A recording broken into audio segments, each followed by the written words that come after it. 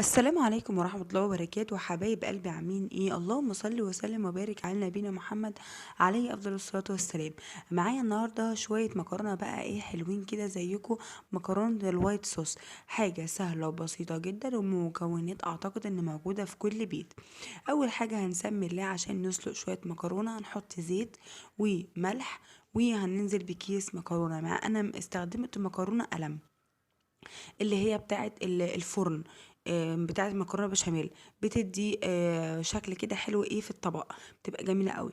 بعد كده هنجيب حلة فاضية، هننزل عليها بمكعب زبدة محترم كده وشوية زيت. هنبدأ أول ما تسيح هننزل بيه 3 معالق من الدقيق، وهنقلب كويس جدا لحد ما الدقيق معانا يتحمر ويطلع معاه منه اي رطوبة موجودة فيه. زي ما انتم شايفين كده انا عايزة يبقى اللون الذهبي الحلو القمر ده.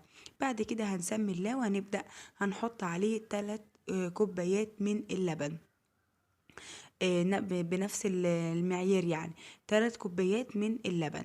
هنبدأ نحط اللبن بتاعنا وهنديله تقلبتين كده وهنسمي الله. وبعد كده معايا كمان معلقتين من القشطة، أنا كان عندي قشطة اللبن شايلاها في الفريزر، حطيت كده معلقتين محترمين.